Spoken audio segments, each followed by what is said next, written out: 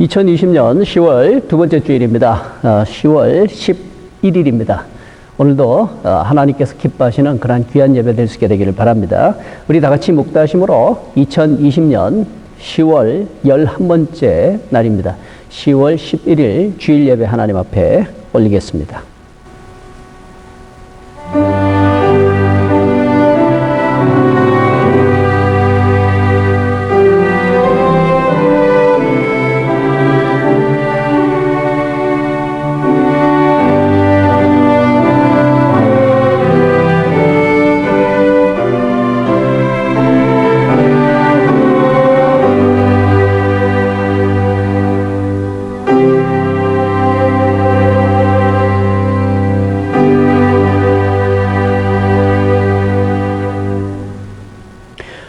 오늘 우리들의 예배 받으시는 하나님 앞에 우리들의 신앙 사도신경으로 고백드립니다.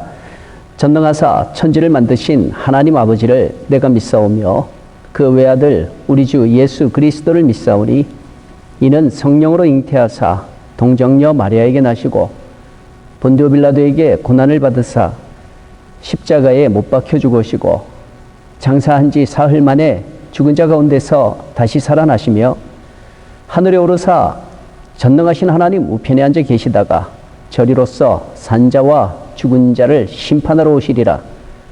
성령을 믿사오며 거룩한 공회와 성도가 서로 교통하는 것과 죄를 사하여 주시는 것과 몸이 다시 사는 것과 영원히 사는 것을 믿사옵나이다. 아멘. 우리 이 시간 하나님 앞에 올려드리는 영광의 찬양입니다. 찬송가 34장입니다. 새 찬송가 통일 찬송가 모두 34장 참 놀랍도다 주 크신 이름 함께 찬양 드리겠습니다.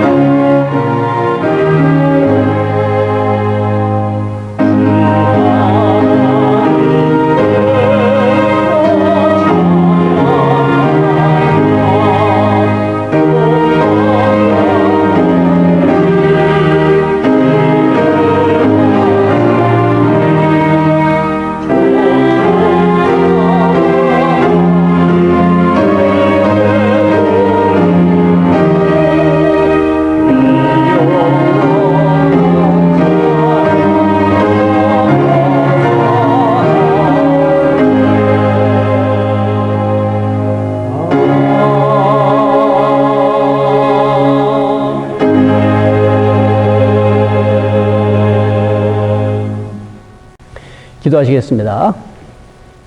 하나님 아버지 감사합니다. 지금까지 지켜주시고 함께해 주신 은혜와 사랑 감사합니다. 이제 저희들 서서히 추수 감사의 계절을 또 이렇게 맞이하려고 하고 있습니다. 이제 한 해가 또 저물어가는 이때에 그동안 지켜주신 하나님의 은혜에 감사를 드립니다. 오늘도 하나님 함께 하셔서 귀한 예배 허락해 주셔서 정말로 감사합니다. 드려지는 예배 가운데 은혜가 충만하기를 원합니다. 주의 성령께서 함께 하시고 하나님 아버지께서 홀로 영광을 받아주시며 우리 사랑하는 성도들 단 한 명도 그냥 왔다가 그냥 돌아가는 발걸음 없이 하나님 주신 은혜 충만하게 받고 돌아갈 수 있는 복된 발걸음 되게 하여 주옵소서. 예배 처음 시간입니다. 마치는 시간까지 함께 하여 주옵소서. 예수 그리스도의 이름으로 간절히 기도합니다. 아멘. 네, 이 시간에는 하나님 앞에 올려드리는 그런 귀한 찬양이겠습니다. Jesus at the Center, I love you Lord라고 하는 그 두 찬양 함께 우리 사이스 패밀리 하나님 앞에 귀한 찬양 올려드립니다.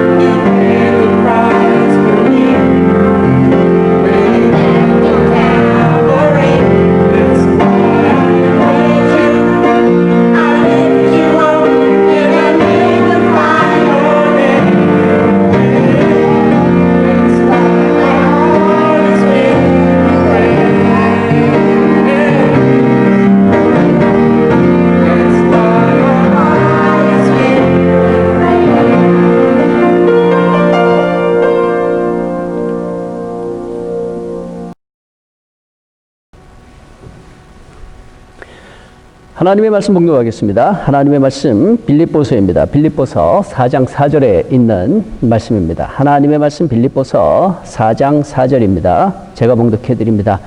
주 안에서 항상 기뻐하라. 내가 다시 말하노니 기뻐하라. 아멘.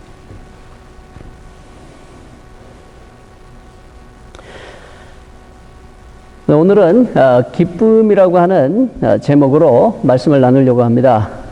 특별히 오늘 말씀에서는 주 안에서 항상 기뻐해라. 내가 다시 말하노니 기뻐하라 라고 이렇게 말씀합니다. 이 말씀을 잘 살펴보면 이 사도 바울은 이 기쁨에 대해서 뭐 하면 좋고 또 뭐 안 하면 어쩔 수 없고 뭐 그런 정도가 아니라 정말로 간곡하게 그렇게 부탁하고 있는 그런 내용입니다. 어떻게 해서든지 기뻐하는 삶을 사십시오라고 하는 그런 아주 그 간곡하면서도 또 강력한 그런 명령의 어조로 알려주고 있습니다. 그러니까 이 기쁨이라고 하는 이것은 정말로 생명처럼 귀하다는 그런 의미가 되는 것이죠. 주 안에서 항상 기뻐하라. 다시 말하는데 기뻐하라. 라고 이렇게 말합니다.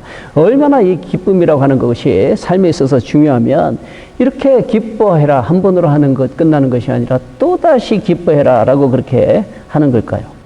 그러니까 이 정도면 사도 바울에게 있어서는 이 기쁨이라는 것은 뭐 아무리 강조해도 너무 지나치지 않은 바로 그것이 이 기쁨이라는 것이죠. 그래서 오늘은 이 기쁨에 대해서 우리 성도 여러분들하고 함께 좀 생각해 보려고 합니다. 기쁨이 도대체 뭐길래 사도 바울은 이처럼 간곡하게 그렇게 강조하는 것일까 하고 말이죠. 그래서 이 기쁨에 대해서 이제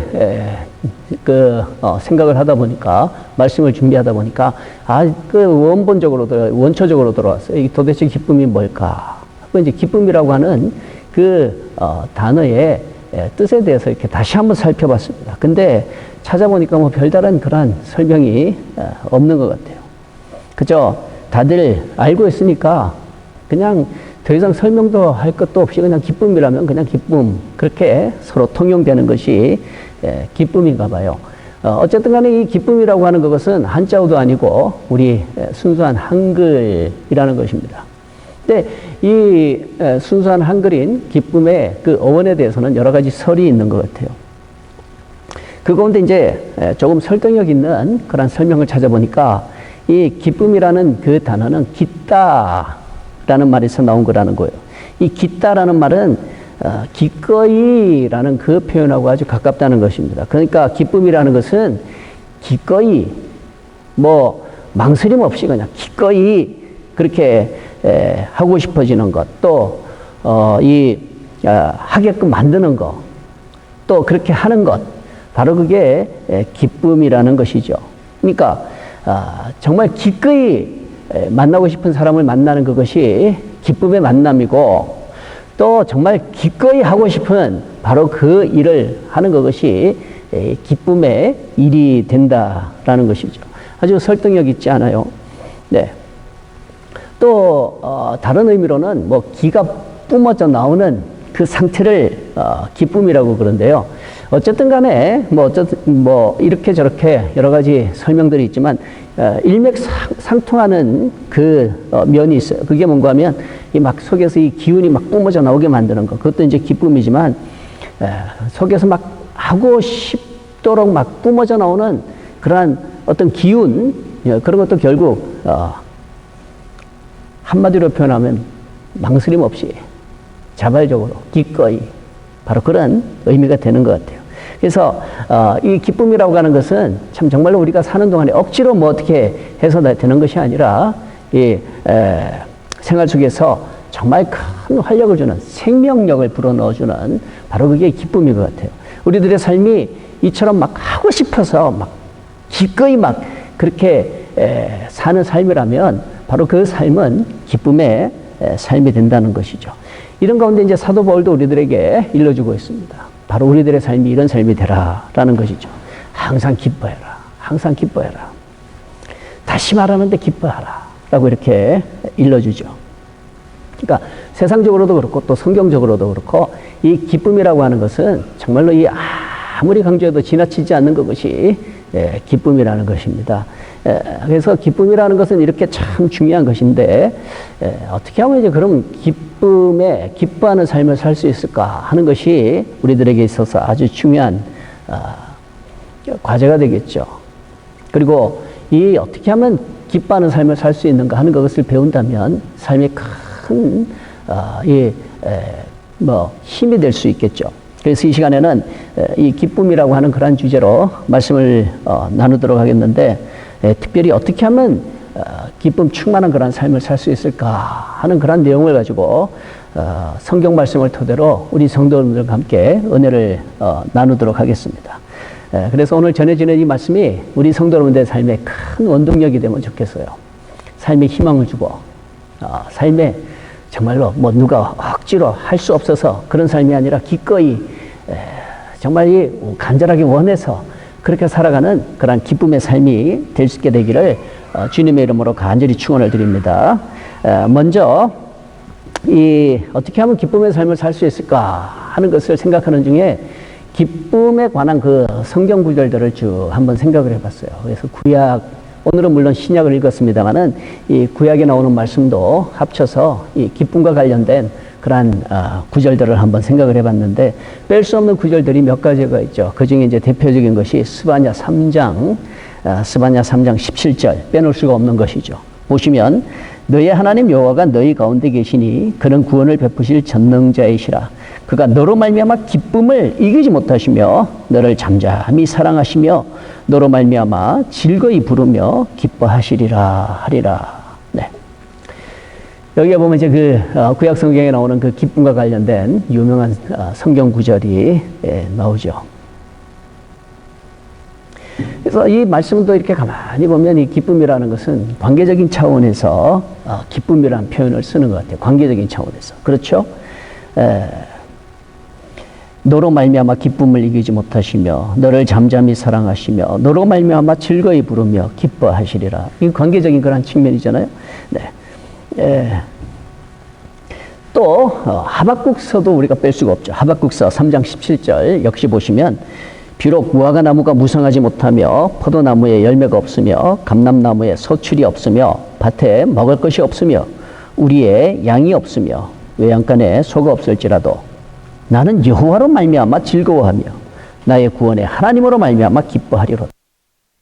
여기도 보면 관계적인 측면이죠. 하나님과의 아름다운 그 관계적인 측면에서 이 기쁨이라는 그런 표현을 쓰죠. 그래서 이 성경적인 기쁨을 보게 되면 이 기쁨은 어떻게 생기느냐, 어떻게 하면 기쁨 충만한 삶을 살 수 있느냐. 네, 여기 이제 한 가지 비밀을 발견하게 됩니다. 바로 관계적인 차원입니다. 관계를 뗄 수가 없는 거예요. 아름다운 관계 속에서 기쁨이 찾아온다는 거예요. 관계가 사람과 사람 사이의 관계든지 간에 또 사람과 일의 관계든지 간에 또 아니면 우리가 믿음적으로 신앙적으로 하나님과의 그 관계이든지 간에 바로 이 관계를 잘 맺을 때에 기쁨이 찾아온다라는 것입니다. 오늘 성경 본문의 말씀도 마찬가지예요. 오늘 우리가 빌립보서의 말씀을 보았는데 이 빌립보서에는 기쁨이라고 하는 그 표현이 참 많이 나옵니다. 빌립보서 4장 전체적으로 4장밖에 되지 않는데 그 4장의 말씀 가운데 11번에 걸쳐서 이 기쁨과 관련된 그 표현이 등장을 하고 있어요.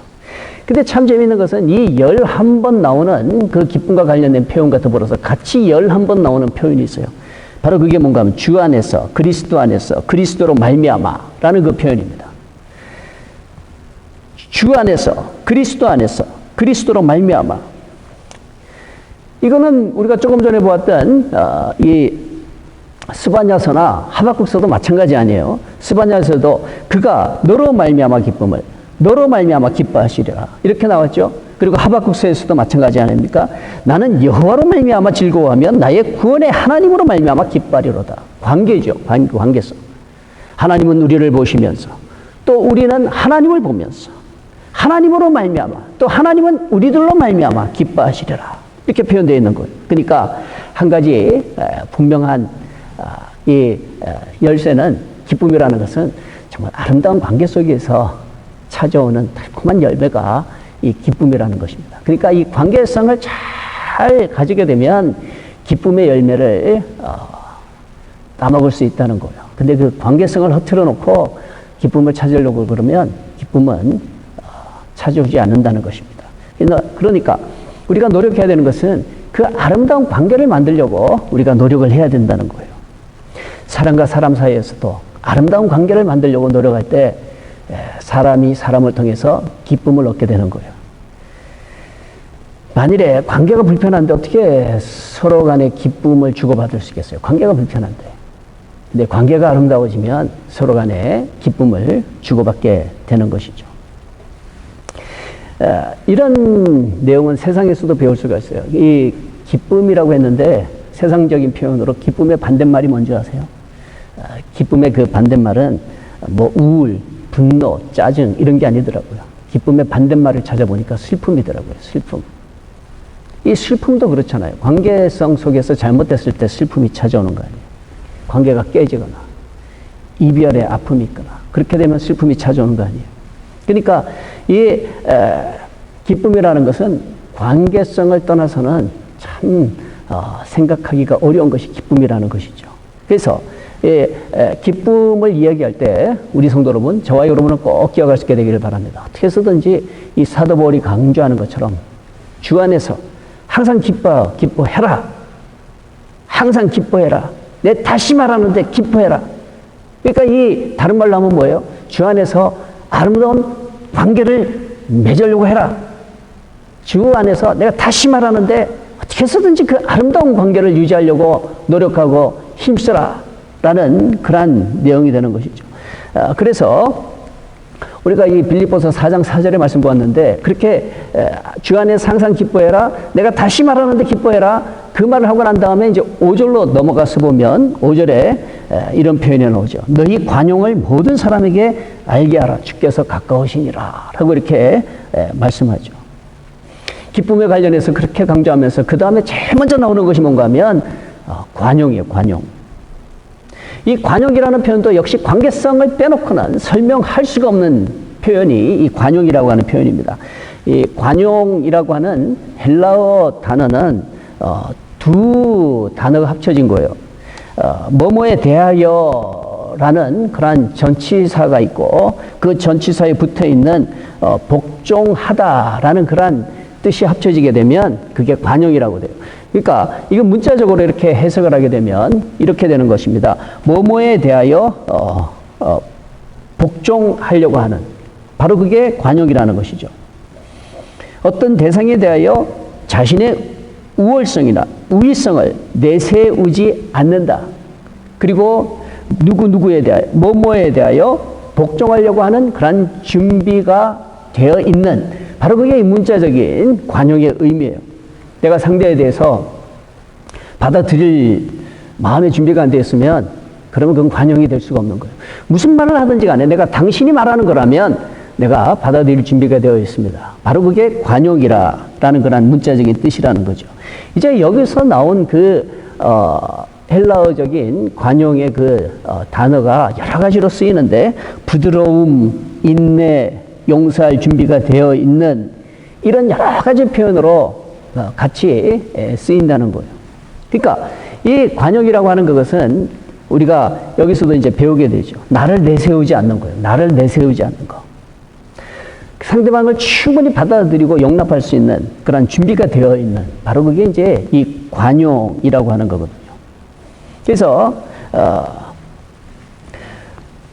관용이라고 하는 그 표현이 기뻐하라라는 사도 바울의 그 권면에 이어서 바로 나온다는 것을 우리가 볼 때 기쁨의 원천이라는 것은 참 상대방을 품어주려고 하는 받아들이려고 하는 그런 준비된 자세 그러니까 아름다운 관계 속에서 이 기쁨은 가능하다는 것이죠. 그래서 우리 성도 여러분 기뻐지려면 좌우지간 아름다운 관계를 만들기 위해서 우리가 노력을 해야 된다는 것입니다. 하나님과의 관계에서도 당연한 것이고 사람과 사람 사이에서도 우리가 아름다운 관계를 위해서 열심히 노력을 해야 된다는 거예요. 그리고 일과의 관계에서도 마찬가지예요. 내가 그 일을 사랑하려고 하고 억지로 하는 것이 아니라 물론 힘들죠. 힘들지만 내가 그래도 노력해서 아름다운 관계를 만들려고 그렇게 할 때에 기쁨은 찾아온다는 것이죠. 이런 아름다운 관계를 만들려고 하지 않고 그저 그런 대우를 받으려고만 하면 기쁨은 파랑새같이 된다는 거예요. 쫓으면 쫓아갈수록 더 멀리 도망가는 파랑새, 또 무지개처럼 그렇게 돼버린다는 것입니다. 그래서 우리 성도 여러분, 저와 여러분은 어떻게 해서든지 아름다운 관계 속에서 기쁨의 달콤한 열매를 항상 빠뜨리지 않고 누리면서 또 경험하면서 그렇게 살아갈 수 있는 우리 모두가 다 될 수 있게 되기를 바랍니다. 사도 바울 역시 마찬가지예요. 사도 바울의 그 기쁨의 비밀 역시 마찬가지예요. 오늘 말씀은 이 빌립보 교회에 보낸 그 내용 중에 있는데, 이 빌립보서는 별명이 하나 있어요. 빌립보서의 별명이 뭔가 하면 기쁨의 서신, 기쁨의 편지라고 하는 바로 그런 별명이 붙어 있어요. 하도 이 기쁨이라는 표현이 많이 나오기 때문에 그래요.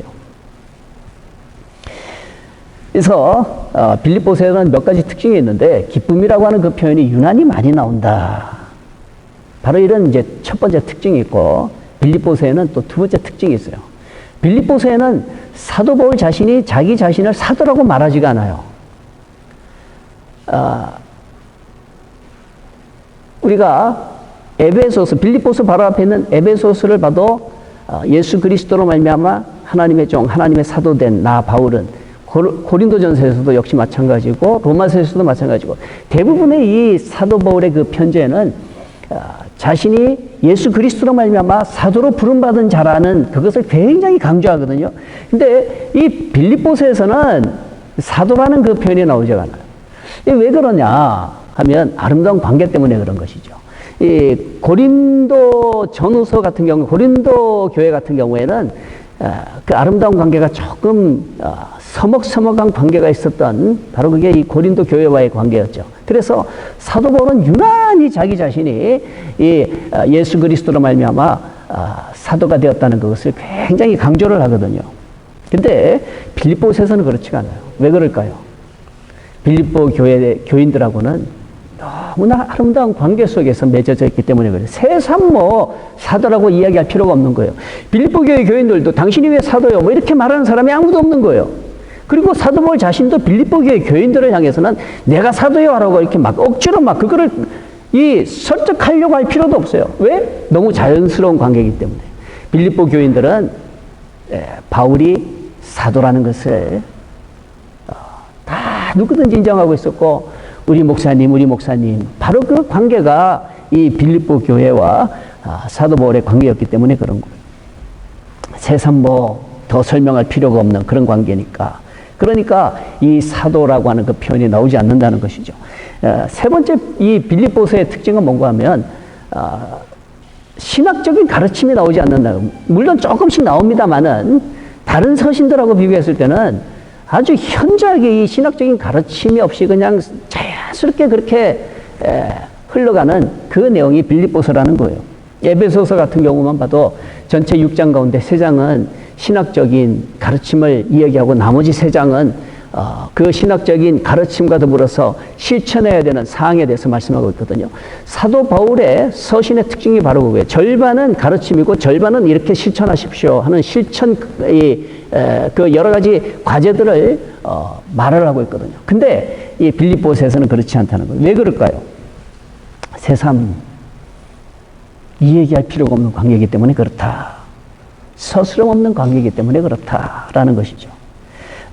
긴 설명 필요 없이 우리 성도 여러분들하고 기억하기를 원하는 것은 이 기쁨은 어디서 얻어지는 열매라고요? 기쁨이라는 것은 아름다운 관계 속에서 얻어지는 열매라는 것. 이거를 꼭 기억할 수 있게 되기를 바랍니다. 이렇게 아름다운 관계를 만들면 피차간에 좋은 거예요. 나는 당신 때문에 좋고 당신은 나 때문에 좋고.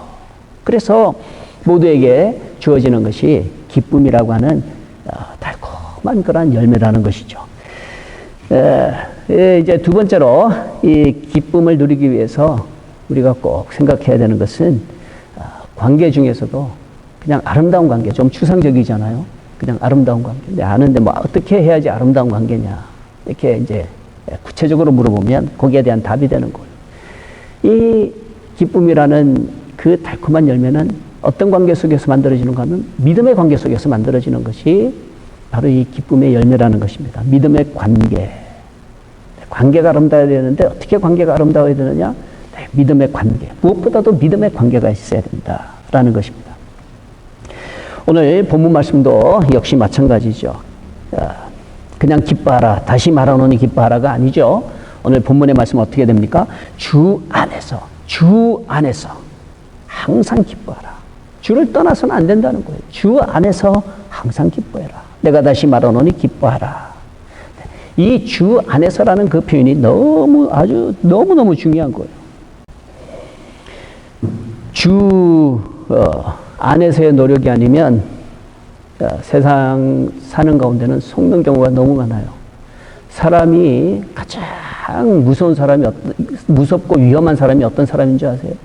세상에서 가장 무섭고 위험한 사람은 하나님을 부정하는 사람이에요. 그 사람들은 언제 어떻게 할지 모르는 사람들이 바로 이 하나님도 안 무서워하는 사람들이야. 근데 사람이 적어도 하나님을 무서워하는 사람이라면 그러면 함부로 못 하거든요. 왜? 하나님을 무서워하는 사람이니까. 그러니까 우리가 아름다운 관계를 맺는 데 있어서도 아주 중요한 것이 뭔가 하면 믿음 안에서의 그 아름다운 관계가 이래서 중요하다는 거예요. 주 안에서가 그래서 중요하다는 거예요. 특히 우리 하나님과 우리 사람 사이의 그 관계에서 먼저 살펴보면 이 주 안에서라는 그 표현은 내용이 그 안에 굉장히 많아요. 일단 주라고 하는 그 표현을 보세요. 우리가 하나님과 예수 그리스도를 주라고 부르잖아요. 주라고 부르는 그 표현 속에 어떤 의미가 있는 거예요? 당신은 주인이시고 나는 종입니다. 그 의미가 그 주라고 하는 표현 속에 있잖아요. 부자 관계, 그게 뭡니까? 부자 관계, 부녀 관계, 이런 거 있죠. 아버지와 아들의 관계, 자연스럽게 부자 관계가 되는 것이고, 아버지와 딸의 관계, 이게 이제 부녀의 관계가 되는 거 아니에요? 이처럼 이 주라고 하는 그 표현도 마찬가지예요. 주라고 하는 그 표현을 쓴다면, 당신은 나의 주인이십니다. 나는 당신의 종입니다. 하는 그 표현이 그 속에 있는 것이거든요. 그러니까, 주 안에서 항상 기뻐하라. 그러니까 주인인 그분이 계시니까 항상 기뻐하려고 해라. 하나님 보고 계시니까. 하나님이 살아계시니까. 하나님 앞에서 바로 그런 뜻이 되는 것이죠. 또 하나님과의 관계에서는 두말할 필요가 없는 것이죠. 주와 종의 관계니까. 그것도 그냥 억지로 그냥 노예가 아니라 그냥 종을 사랑하는 주인, 바로 그런 관계에서 성경에서는 주인과 또 하나님의 백성 그렇게 표현을 하거든요. 그래서 우리가 이 하나님과 우리와의 관계, 또 하나님 앞에서 나와 당신의 관계, 하나님 앞에서 그리고 나와 내게 주어진 일의 관계, 바로 이거를 우리가 말할 때 주 안에서 항상 기뻐하라. 바로 그 말씀이라는 것이죠. 잠깐 곁길로 나가는 말이 될 수도 있겠는데, 하나님 앞에서 우리가 좀 생각을 해볼 때, 하나님과의 그 관계에서 믿음이라고 이렇게 할 때, 그러면 하나님과의 관계에서 믿음의 반대말이 뭘까요? 하나님과의 그 관계에 있어서 믿음의 반대말이 뭘까요? 사람들은 보통 믿음 그러면 믿음의 반대말을 불신이라고 그러죠. 불신, 안 믿는 거, 믿는 거, 안 믿는 거, 이렇게 말하죠. 근데 사실 그렇지가 않아요. 주 안에서라고 하는 그 표현 안에는 믿음의 반대말은 불신이 아니에요. 믿음의 반대말은 배신입니다. 배신. 믿음의 반대말은 배신이에요. 하나님과 우리 사람 사이에 맺은 약속은 하나님이 깬 적은 한 번도 없어요. 하나님이 깬 적은 한 번도 없습니다. 100% 우리가 다 깬 거예요. 하나님은 우리 사람과 굳은 약속을 하셨었어요. 창세기서의 말씀을 보아도 하나님은 하나님의 지으신 모든 것을 다 사람에게 맡기셨어요. 다 맡기시고 생육하고 번성하고 다스리고 지켜라. 모든 걸 다 맡겨주셨어요. 근데 우리 사람들이 그거를 감당하지 못한 거예요. 그래서 하나님과의 그 관계 속에서는 믿음의 반대말은 불신이 아니에요. 배신입니다. 배신. 우리는 하나님을 배신한 우리들이에요. 하나님을 배신했던 우리들이에요. 그래서 이 믿음의 관계를 회복하려고 그러면 반드시 있어야 되는 것이 배신한 것에 대한 회개예요, 회개. 그리고 다시 관계를 만들어야 되는 것입니다. 빌립보서에는 많은 아름다운 구절들이 많이 나오는데 빌립보서 3장 7절 이하의 말씀을 보면 그러나 무엇이든지 내게 유익하던 것을 내가 그리스도를 위하여 다 해로 여길 뿐더러 또한 모든 것을 해로 여김은 내 주 그리스도 예수를 아는 지식이 가장 고상하기 때문이라. 내가 그를 위하여 모든 것을 잃어버리고 배설물로 여김은 그리스도를 얻고 그 안에서 발견되려 함이니라고 했습니다. 내가 유익하다고 생각했었던 거 이제는 다 그리스도를 위해서 전부가 다 해로운 걸로 여긴다라는 것이죠. 알고 보니까 내가 하나님 앞에 배신했던, 하나님을 떠나서 하나님을 배신했던 나라는 그것을 발견하고 난 다음에는 이제 완전히 시각이 바뀌는 거예요. 내가 그동안 유익하다고 생각했던 건 내가 그리스도를 위하여 다 해로 여기고 또한 모든 것을 해로 여김은 내 주 그리스도 예수를 아는 지식이 가장 고상하기 때문이다. 내가 그를 위하여 모든 것을 잃어버리고 배설물로 여기는 것은 그리스도 그분을 얻기 위해서 그렇다. 바로 이게 철저한 회개와 돌이킴 속에 다시 만들어지는 아름다운 믿음의 관계라는 거 아니겠어요? 사실 믿음이라는 것은 잘 생각을 해보면 믿음이라는 것은 자기 자신을 믿는 게 아니죠. 믿음이라는 것은 나를 뺀 그 누군가 대상이 있기 마련이죠. 사람들은 뭐 자기 자신을 믿는다 그러는데 그거는 믿음이 아니죠. 그거는 자신감이라고 그러는 거예요. 그냥 자신감. 믿음이라고 그럴 필요가 없어요. 그냥 자신감이 있다 그러면 되는 거예요. 믿음이라는 표현을 쓸 때는 나를 빼고 나와 관계하는 그 상대와의 그 관계성 속에서 믿음이라고 하는 그 표현을 쓰는 거거든요. 그렇다고 한다면 이 믿음이 깨어진다는 것은 왜 그럴까요? 내가 상대방을 보았을 때 실망을 했다거나 상대방이 나에게 뭔가 실수했다거나 나한테 해를 끼쳤다거나 바로 그럴 때에 믿음의 관계가 깨지는 거죠. 근데 이것은 이제 피차간에 이루어질 수 있는 거예요. 내가 잘못할 수도 있는 거예요. 상대방이 잘못할 수도 있고 내가 잘못할 수도 있는 거예요. 그래서 잘못했을 때 이제 그 믿음의 관계가 깨지는 것이죠. 근데 하나님과의 관계는 어떻습니까? 하나님이 잘못한 거 있습니까? 한번 양심을 써서 생각을 해보세요. 우리 성도 여러분, 하나님을 향한 원망과 불평이 있을 수 있죠. 근데 양심을 써서 생각해 보세요. 하나님이 뭘 잘못하셨는가? 하나님이 무슨 약속을 깨셨는가? 하나님이 무슨 믿음을 저버리셨는가? 한번 잘 생각해 보세요. 잘 생각해 보면 우리 잘못이 100이면 100 다 우리 잘못이에요. 욕심 때문에. 내 생각대로 안 돼서, 내 바람대로 안 돼서, 내 소원대로 안 돼서, 그래서 내 스스로 실망하고, 내 스스로 원망하고, 내 스스로 믿음을 깨버리는 거예요. 그러나 하나님은 우리를 실망시키시는 분이 아니에요. 하나님은 우리들의 약속을 깨시는 분이 아니에요. 빌립보서의 말씀을 보면 사도 바울은 예수 그리스도의 날까지 끝까지 표대를 향해서 나아간다라고 말하고 있어요. 왜? 하나님의 약속은 신실한 약속이기 때문에 그날이 찾아올 때까지 끝까지 이 믿음의 길을 가겠다는 그러한 굳은 의지가 보이는 것이죠. 바로 이런 믿음의 관계 속에서 기쁨의 달콤한 열매가 주어진다는 것을 우리가 꼭 기억해서 하나님과의 관계는 뭐 당연한 거예요. 당연한 믿음의 관계가 돼야 되겠고 사람과 사람 사이에서도 서로 관용하면서 아름다운 관계, 믿음의 관계를 유지하려고 힘쓸 수 있는 저와 여러분 될 때 하나님이 약속하신 그 기쁨의 열매 충만한 삶이 될 수 있게 되기를 주님의 이름으로 간절히 축원을 드립니다. 기도하시겠습니다. 하나님 감사합니다. 오늘은 기쁨에 대하여 라는 제목으로 말씀을 나누었습니다. 우리들에게 삶에 있어서 항상 기쁨이 충만한 그런 삶이 될 수 있도록 늘 도와주옵소서. 예수 그리스도의 이름으로 간절히 기도합니다. 아멘. 우리 받은 말씀을 생각하면서 찬송가, 새 찬송가, 통일 찬송가 모두 85장입니다. 9주를 생각만 해도 우리 받은 은혜대로 함께 찬양으로 고백하시도록 하겠습니다.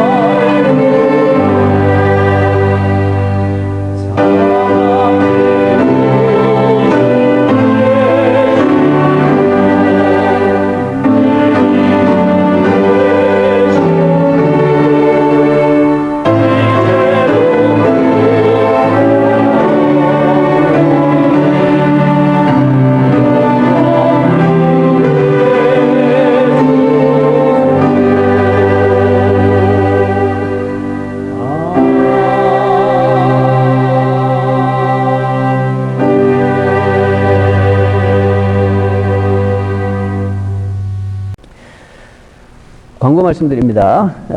계속해서 이 예배에 참석하시고 싶은 분들은 교회로 오십시오. 우리가 이 팬데믹 기간 동안에 계속해서 12시에 주일 12시에 본 예배실에서 예배를 드립니다.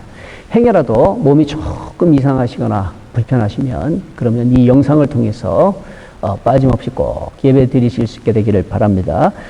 예배 참석하시지 못하는 분들을 위해서 이렇게 시간 내어서 영상을 따로 이렇게 또 준비를 합니다. 우리 성도님들의 이 은혜 생활에, 믿음 생활에 꼭 도움이 되기를 바랍니다. 그리고 받은 은혜대로 이 chicago-trinity.org 잘 이용하셔서 믿음의 유익이 되기를 바라고 또 전도에도 활용해 주시기 바랍니다. 이제 예배 축도하고 예배 마치겠습니다. 예배 마치고 난 다음에는 저 높은 곳을 향하여 라는 우리 오케스트라의 그 연주가 있습니다. 다시 한번 이 찬양 연주를 통해서 크게 은혜 받으시기를 바랍니다. 기도하시겠습니다. 지금 우리 주 예수 그리스도의 무한하신 은혜와 하나님 아버지의 지극하신 사랑과 성령님의 감화하시고 감동하심이 우리 사랑하는 성도들의 삶 가운데 충만하기를 간절히 축원하옵나이다. 아멘.